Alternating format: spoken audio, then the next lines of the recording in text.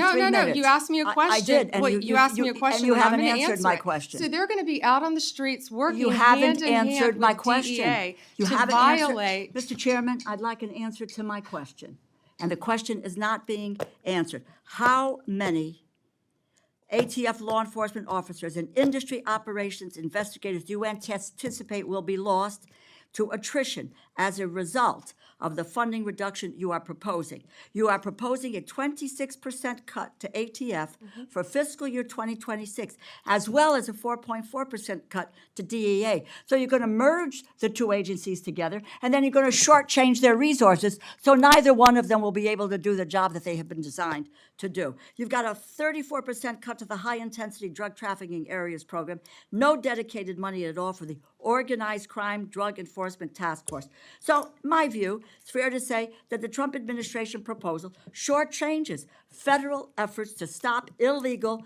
gun trafficking and federal efforts to stop the flow of dangerous illegal drugs like fentanyl.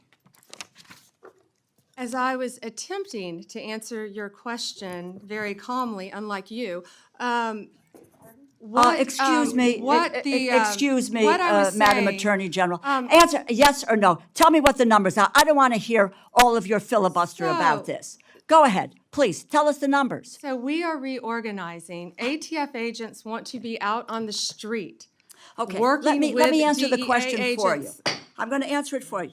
Page, Mr. Chairman, you give me a certain amount of time, and I have a high respect for you, but I don't have to listen, nor do my colleagues have to listen to a filibuster when it's a simple question. But I have an answer to your question. It's page 146 of the department's fiscal year 2026 budget, and the performance summary explicitly says, and let me quote, ATF will eliminate 541 industry operation investigators, reducing ATF's capacity to regulate the firearms and explosive industries by approximately 40% in fiscal year 2026.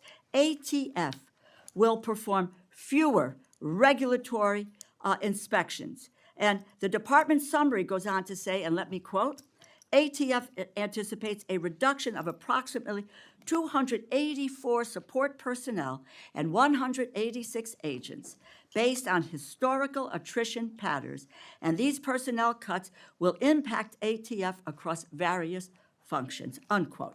If the capacity to regulate firearms industry is reduced by 40%, if you are losing 186 ATF law enforcement agents on top of that, it is clear the direction you are headed with this budget, and that's what it is, isn't it? The proposal will weaken our ability to stop gun trafficking, and it will greatly reduce ATF support for state and local law enforcement that helps them prevent and solve violent crimes.